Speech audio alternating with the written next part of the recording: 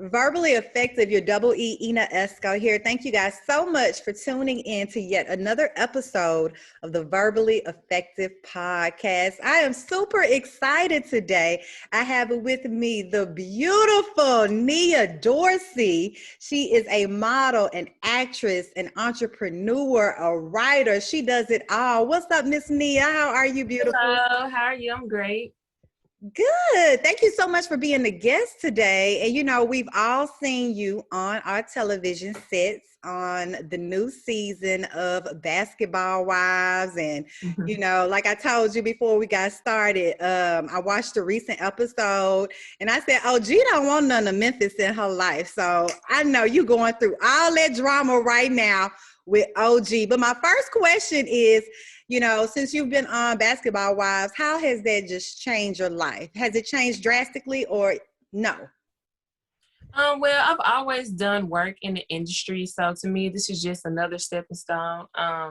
It has changed, but I'm willing to see what more change happens. But yes, get me more out there with my businesses, and that's really what my focus was, you know. Yeah. Wow. Well, we'll get more into the show, but like I do with all my guests, we're going to start from the beginning. Nia, what part of Memphis are you from? I am from East Memphis, you know, little Winchester area, little Germantown area, mixed all up in there, you know, you can figure it out, you know what I'm talking about. Yeah. But yes, I am from East Memphis. Okay. And tell me about your family dynamic. I know you have a sister, Noria, but do you have more siblings? I actually do not have more siblings. I always wanted more siblings. I always pressed my parents for that. Because me and my sister growing up, we didn't really play together. Like I liked baby dolls and stuff like that. She just wasn't into that. Okay. So I always wanted more siblings so I can, you know, because I played alone a lot. Okay, got you. So almost kind of like you a slick only child, but you got a sister, right? Yeah. How many years are you two apart? We're just 2.5 years apart. Okay, so that's a pretty good, you know, gap in between you guys. Okay, what high school did you go to? We went to Ridgeway High School. Okay, and what were you involved in at Ridgeway? When I was at Ridgeway, I was involved in soccer, track. Yeah, that's about it. That's the only two. I was involved in sports, so that was the only two sports that I was involved in. So you was an athlete. Yeah. Were you like a pretty girl athlete or, you know, like a straight athlete? Pretty girl. You know, I really did sports so I can stay in shape. You know, I want to look cute all the time. So yes, I feel you. So what did you do after you graduated high school, Nia? After I graduated high school, I went on to college to University of Memphis. Okay, and how was University of Memphis when you got there? How was that? Did you enjoy it? And what did you major in? At first, it was actually kind of cool. When I got there, they had like kind of stopped like all the like sororities and stuff like that. So I didn't really get a chance to experience that moment. But it was fun for me. Like all my friends had went off to school to college, and I wasn't able to because I had a son. So my parents was like, no, you can't go off to college, off to school. So I had to go to University of Memphis, but I was by myself. But I ended up making, you know, lots of friends, and you know, it was a great thing being there. And my major is organization leadership. Okay. So was your thoughts on getting in corporate America with organizational leadership? Yes, I was doing at first, my major was hospitality management. Okay. And then like my last year, they kept adding more classes. I got tired of it, so I just switched. So yes, originally I was gonna be in hotel management, so I can like plan and throw events because that's something like I really like to do. Very creative. So I like to just always throw something together. But you know, I didn't know originally I didn't know what I wanted to major in, but my dad ended up finding that for me because I really didn't know what I wanted to major in. But when I did believe that that might not have been the whole path that I need to go on. What I'm doing today is originally what I wanted to do. Okay, so when did you find out, Nia, that, you know, you wanted to get into this entertainment world, become an entrepreneur? When did all of that start unfolding for you? Initially as a child, like initially I wanted to be a rapper. I wanted to be a singer. What? I wanted to Okay. act. I wanted to model. I used to watch America's Next Top Model all the time, but Mhm. I somewhat thought that I might, I'm not as skinny as those women are. So I really didn't know if it would be possible. I Mhm. always did Mhm. like talent shows of modeling and stuff, and throughout my life. And so I would say like my freshman year of college, one of my friends took a photo shoot with this guy, and I was like, she can take a photo shoot, and I'm way taller than her. I know I can do it, and I did Right. it, and I just remember everybody liking it on the internet, and so I just started, really trying to go into it more, and I started taking it seriously in 2015. Okay. Seriously, in 2015, at that point, did you get an agent or, the photo shoots was just coming? You start getting I booked for gigs? I was getting booked for gigs before then, like for videos and stuff, but I never had like any professional work like that. Like I had one professional photo shoot, but that was like my first one, but I never really shot with like anybody with substance to where I would get in magazines and stuff like that. So I started taking it more serious on that level. Right. Wow. Well, we have seen you grace the cover of British Vogue, Vanity Fair. Tell me about those experiences, just being covered in such high profile magazines. To me, it was a blessing because, we're Black, Yeah. and I have curves. So you don't, necessarily think that, you'll be able to ever get in that. But this designer, she hit me up. She's from Memphis as well. Wow. Calorie collection. So I ended up modeling her stuff for her, and that's how I was able to get into the magazine. And it was a blessing because it lets me know that if I can go here, if I can step here, I can keep going up. So it was very great to, be in a whole nother country inside of a magazine. Where did you go? So you were off in Europe? No, Uh, I was actually here. We did the photo shoot here, and then we sent them to them. okay, gotcha, gotcha. And you know what? But I Something. wouldn't mind going there now, that. Wouldn't mind, No, wouldn't mind going out there. I understand. And with this pandemic, so much has changed, so many strict guidelines on travel. But just listening to you just now, you mentioned, I'm a Black girl and I got curves. Um, how does that affect your entire world in this modeling industry? Do you see that a lot, that maybe a gig that you wanted, you didn't get booked for, that you may have wanted because of your curves and because of you being a Black woman? Um, Not necessarily. Would say that I had to experience being the only Black girl. Only Black Saying girl. that the shade that they'll go to was mine, or just hearing like not saying it was from another race precisely, only just another race, because it was very rare. But I was somewhat, if the person was a Black casting director, I was somewhat hear a lot from them on, you don't want to be the late Black girl, or Mm, don't wear those braids and this and that. And I didn't like that. I yeah. ended up challenging someone, which they didn't work with me, or whatever, but no more. But she kind of made me feel a bit low, Mhm. because you want to find someone that you identify with. Yeah. And if you can't find that, and they're making you feel as though you have to walk in these standards, you just feel like, it's just not a good feeling. It's not a good feeling. Yeah, I feel you on that, Nia.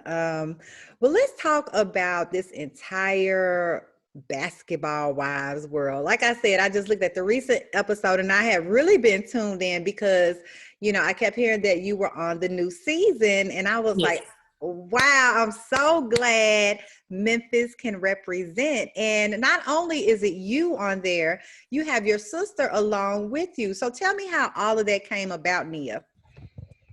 Well, I ended up dating this guy named Lance Stevenson, back in 2017, and we finally cut ties in 2019.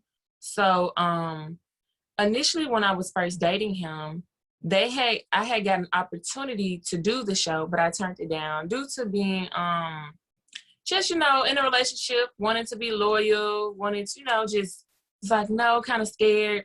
But then when my relationship ended, I was just like, you know, I don't owe him anything or whatever. So the opportunity came back my way again. And it was like the fall of 2019. So they came to me in 2018, turned it down. They came back to me in 2019. And I ended up taking it. And I ended up signing my contract in that fall. And I remember not telling, well, that winter, but I didn't tell my family about it. My mom ended up finding out. And then they wanted to, you know, they liked me so much. They was like, we want to see, you know, you have any friends, this and that. So I ended up bringing my sister, letting them meet my sister. They liked her and they wanted to make her a castmate. And so we just went on from there. Was it easy to convince your sister to come along? Not really. She's a bit private. Like, I do what I do with this industry. That's not her thing. She, you know, I will always be going to work and stuff. So she's seen some of it, but she never really seen a lot of it because she didn't really want to be a part of it. But like when they went to do her interview, I told her, hey, be yourself. Talk to him like you would if it was me. Don't act like this is an interview and hide who you are. So I guess when she relaxed and she was able to be her, you know, she was like, I didn't know, you know, this could be like this. Everything is new for her. This is all new for her. Yeah. And, you know, when we look at these reality shows, you know, a lot of it seems maybe a little scripted, maybe the producers trying to get a certain group of women together and go in a certain direction. So we've been seeing a lot of drama with OG specifically on this new season of Basketball Wives. And, you know, this whole thing with colorism has come up. And what surprised me on the recent episode is she's ended up saying that she's a colorist. I'm like, well, wait a minute, hold on. But what I did notice is you stood your ground with her in the conversations that you guys had. Now, are you guys beefing right now or everything? Oh, we don't have any, it's nothing that we could ever have. Nothing. So she's really crazy in real life, honey. She is really crazy in real life. If you could call yourself a color, if you can drag out something and make everything about you and say everyone is a colorist, and now all of a sudden you're saying you are, which you really are the colorist, then you are delusional. You have to be. Make it make sense. Right, because it seemed like you and your sister were trying to help her out initially, and then she turned the whole thing around and said, I don't need you guys speaking for me. And it just really, she wants drama all the time. And so go ahead.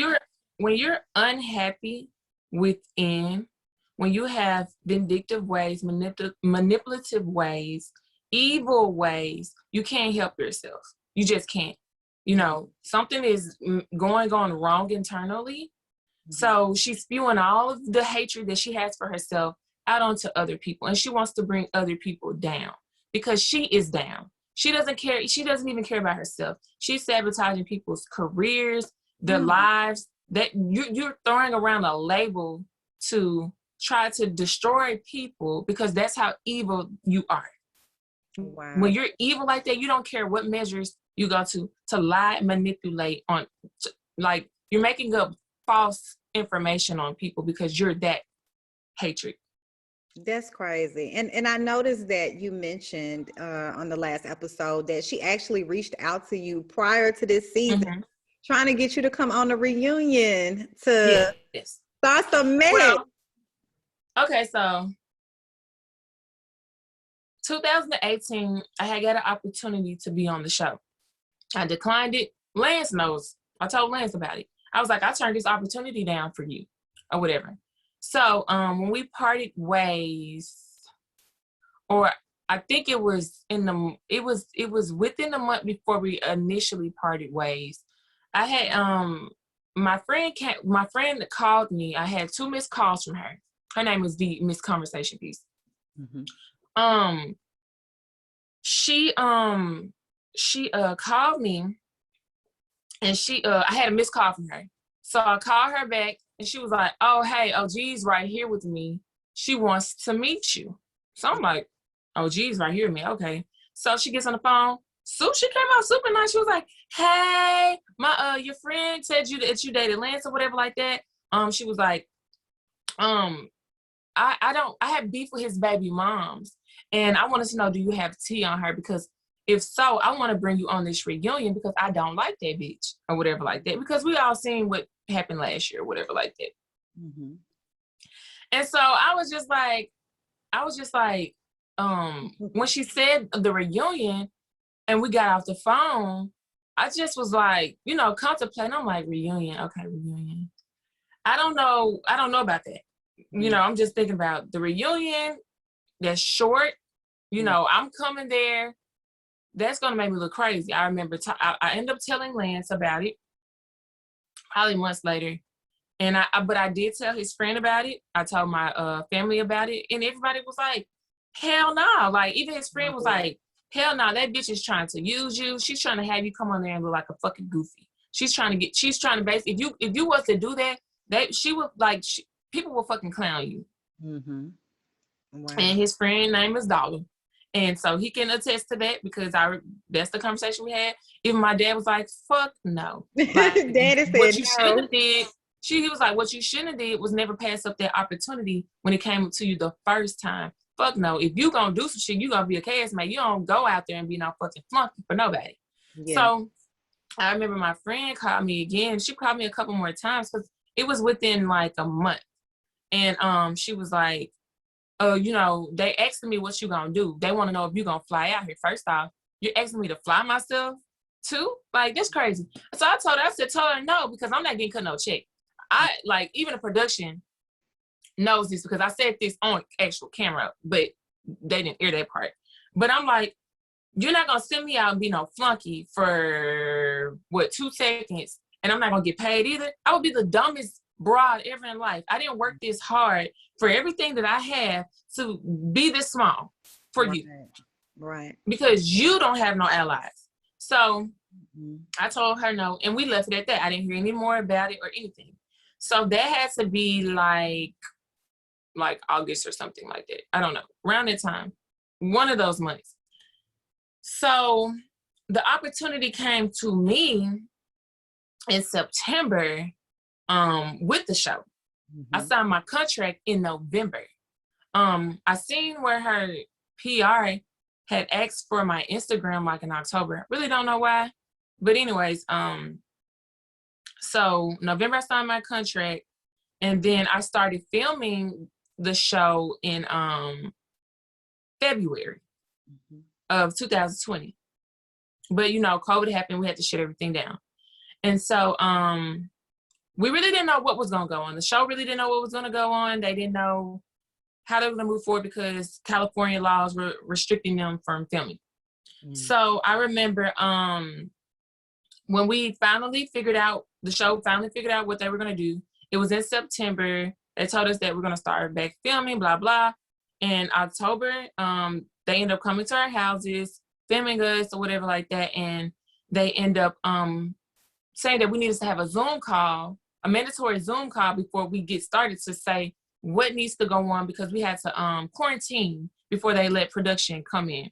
Mm-hmm. So I remember they sent me the Zoom call. I was late. I ended up calling like 3 numbers because I didn't know how to get on there, whatever. So I was late to the Zoom call. My sister and everybody was like, where are you at? They're looking for you, whatever. So when I get on the Zoom call, I didn't know anybody else was on the Zoom call. I just think it's me, the producers, and not the producers, the woman that's telling us about the COVID information, and my sister. Mm-hmm. So we get on there or whatever, and I get off. Next thing I know, I'm getting a phone call from a block number twice. Mm. So, you know me, if somebody calling you block or private, I'm automatically put my attitude on because I don't know who this is. It's somebody playing on my phone. So I answer the call and I'm like, hello, is this Nia? So I'm like, oh, okay, I'm gonna have to go out for that. Mm-hmm. So she was like, hello, this is OG. I just heard you on the Zoom call, which I did not know any ladies were on the Zoom call. Mm. And she said, I just wanted to tell you, congratulations, lady. I'm so happy for you. You're able to be in this opportunity, da da da da. And then she was like, I did not know that you were a castmate. And she was like, we was just talking, just having a random conversation. She seemed very nice. And I was telling her, I was like, yeah, my sister is on here, and also my friend is going to be on here too. And she was like, your sister's going to be on there? And I was like, yes, my mom was right there sitting on speakerphone, because we was just like, first off, I was like, how did she get my number? And why is she calling me private? You know what I'm saying? Like, you got my number and you're calling me private. I didn't feel comfortable with that, because why are you able to call my phone, but you don't want me to see your number? That's crazy to me. Mm-hmm. So we talked for a while. She gave me some information, talking about the ladies and stuff. And then she was like, what's your zodiac sign, your time you were born? I asked my mom what time, because she was sitting right there, and all this stuff, because I guess she likes to look up whatever that stuff is people be looking up on people or whatever. She said, you seem very information. Yeah, astrology stuff. She was like, you're very cool. I'm an Aquarius, and this is that. And I'm like, yeah, my sister's a Libra, whatever. We got off the phone. She called me that was on the 5th of October. She called me on the 13th of October. She gave me her number. We talked a little bit. She gave me her number. I guess she felt like she could trust me. She gave me her number. Mm-hmm. So after we shot in the house, one of the producers, when Jackie asked me on the phone, we had an interview, and Jackie was like, I want you to meet some of the other ladies that we're going to be in the house with. OG is one. And I said, she said, I want to introduce you to them. I said, I've met her before. Mm-hmm. And then just to let her know, just in case we get there, I don't know when we see each other if we're supposed to say hey or not, but I guess OG wanted us to, play like we never see each other, whatever. But when we got there, we did say we knew each other, but they just didn't show that part. Like I knew her. And so when the producer said, how did you know OG? I sent the text to OG just to let her know, like, somebody just asked me this. Mm-hmm. She acted like it was nothing. Fine. I ended up calling her. We ended up getting on the phone. We had like a long conversation. She talked shit about the other ladies. She did. She shared that information with me. And then we went on from that. I even had one of the castmates told me that she told her that she was calling me, and they told her, hey, you don't need to do that. Just wait till we start filming. You don't need to be talking to some ladies and persuading them. But I'm not going to throw the cast member's name out there unless she wants to come forth with the information. But when we got there, everything was, cool. But I don't know. I guess I just think she's very jealous of certain women. I feel like when we came in there, she was just talking to us like we were like anything less than what we couldn't have no conversation. She was taking over. I couldn't even talk about my business. She was taking over. She was trying to talk. She was just doing too much. Yeah. She took my sister's chair from her, and she told her, it's too bad, it's life, get over it. No. No. She just was doing too much, and she kept bombarding me about Phoebe. I kept telling them, I don't want to talk about Phoebe and Lance. I didn't come on here for this. I got these businesses and stuff like that. These people are behind me. I don't want to talk about them anymore. Like, I'm not no ex that's caught up on my ex. Like, it doesn't mean nothing to me. But I guess she saw that I wasn't going to be a pawn, and I didn't come up in there wanting to start drama with Phoebe, because Phoebe's not here. Why we focused on her? Right. I guess she didn't like that. So, I feel like she plotted on me. She came out of nowhere attacking me, and I gave her it back. Like, you're not going to come at me and lie on me when you know that you came to me and wanted to attack this girl because you and her had beef. Now, if me and Phoebe was to get face-to-face and have our own beef, that's our business. But you wanted to have somebody to come in and be on your side because you have nobody on your side. And now you're trying to lie, manipulate people, and assassinate my character. Yeah. And that's just plain as day. And if anybody can't see that, then they're just as delusional as she is. Well, you know what, Nia, the majority of people see it the same way you do. Like, I've had a lot of people on my page with spewing a lot of ignorance. How does that make you feel when you get that type of ignorance on your social media, Nia? Well, I just lost my father. And she and OG had an interview saying how it was when she lost her brother and how it's whatever. I'm sitting here going through something that my father, I'm used to having in my life. When I have issues, he's here to guide me through. He's here to give me advice. And for me, my dad ain't even dead a year. And for me to come into an environment to get that off of my mind, and I'm coming in where it's all this evilness going on, and now you're attacking me, and now you're trying to assassinate my character for everything that I've worked for. I see what these other ladies are talking about, because you want to win so bad. You are so evil that you will put, if you put that label on people, what it does. People would take their endorsements back and stuff. But since you couldn't win an argument, you want to go as low because you're low. You want to go low and take away from what that person has worked hard for, because you can't level up. You can't level up. You've been on there 3 seasons and you still are on the same level that you were on when you first got there. And so since you can't level up, you want to find ways to destroy people, but you don't understand. You hang your own self when you do that. Yeah. Whatever you put out is going to come back on you. So you can do that all you want. It will come back and knock on your door.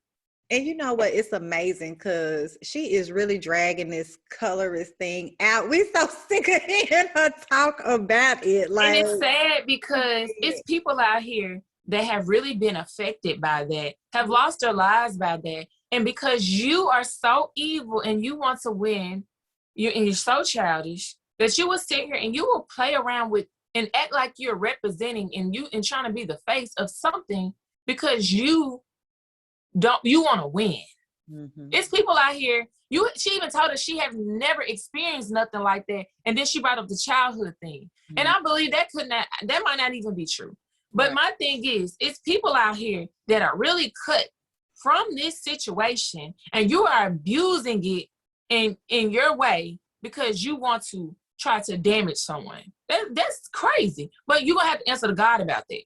Yes. It can get real cutthroat with these ladies. Enough about OG. How are the other ladies? Do you really get along with the other ladies? Were they, nice and sweet other than OG?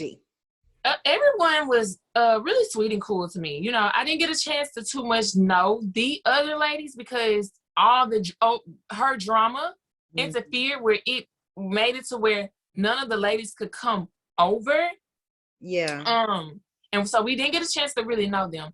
But Jackie and Jen, we did get a chance to really know them. They were super cool. We had so much fun. Like, we had so much fun. I got a chance to know Evelyn a little bit. She seemed cool. Christian in Malaysia, briefly, but not all the way. Shawnee, I only met her that 1.5 time. So we never really got a chance to really know the other ladies like that, but Jen and Jackie, we did. So do you want to go on for the next season? Is that something? I most definitely wouldn't mind, at the end of the day, I have a career, I have a business, I have a son that I have to provide for. And this is just, for me, this is my life. My life is a reality show. I have a lot of stuff that is always going on. And I like to entertain people. And if I can entertain people with me being me, why not? Yes. And Neil, we are very proud of you, lady, because, you went on there, you stood your ground. And one thing they're going to know about Memphis is we're not going to let you just talk to us any kind of way. Now, I can say this.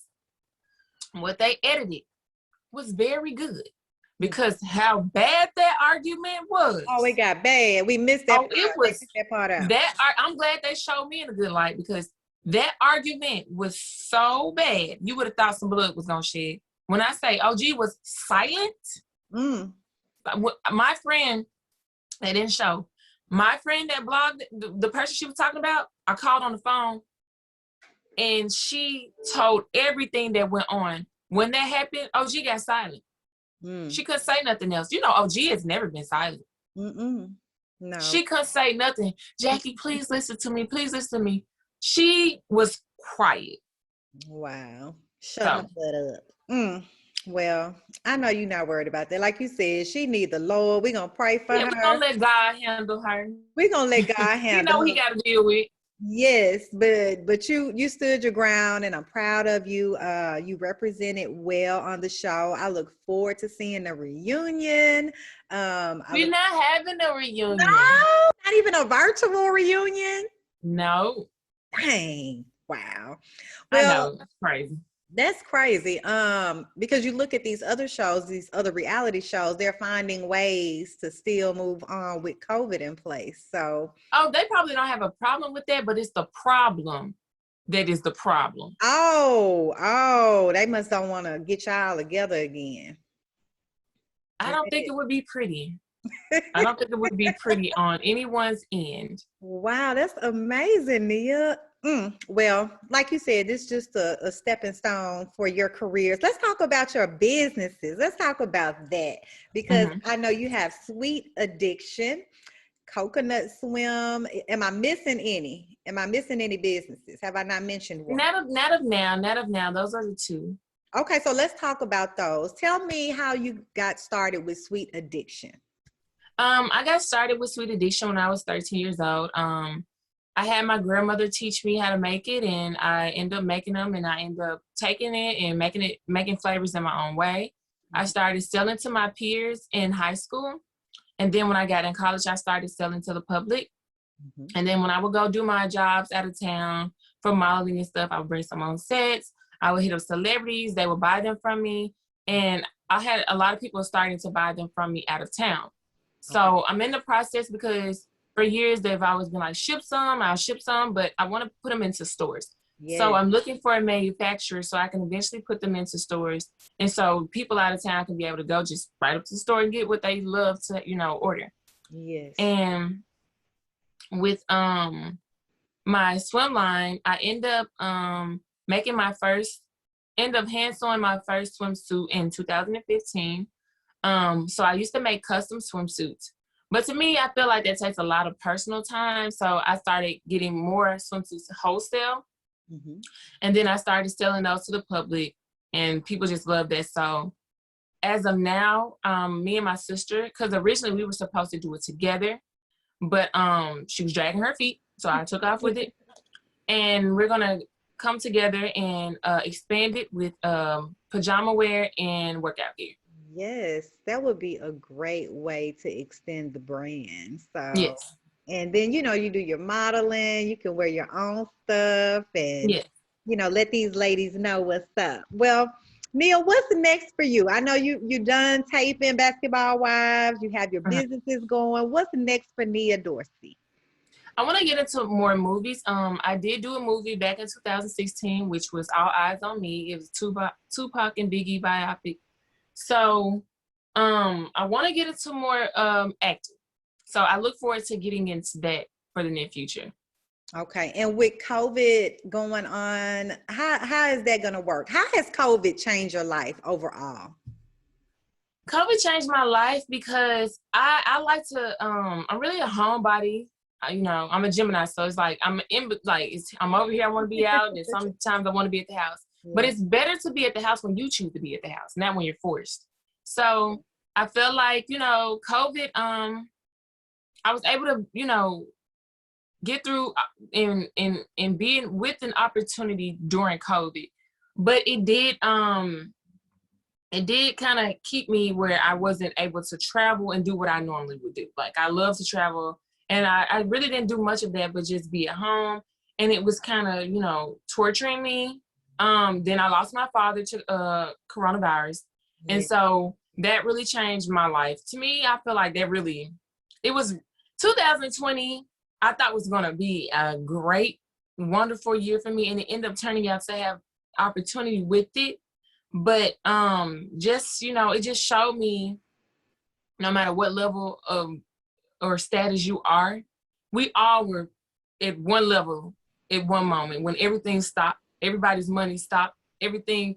It just showed me we have no control as we thought we did. And, for something to come in and do what it did, it was, I hate the fact that my father was a victim of it.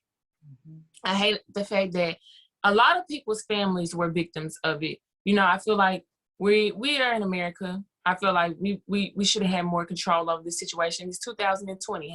How do we get to this point when we have come so far from it, that level of not being prepared? So it just really was a wake-up call. I would say, being more spiritual, and not taking things for granted in life and loving the ones that you have. Yeah. You know, while you have them, and fulfilling your dreams and goals. Procrastination, you can't have it anymore, because life is not fair. That's true. That's true. And I'm so sorry to hear about your father. I know when I attended your event for the showing of the Basketball Wives, you all seem to be such a close-knit family and so loving. And I could tell your mom is so proud of you.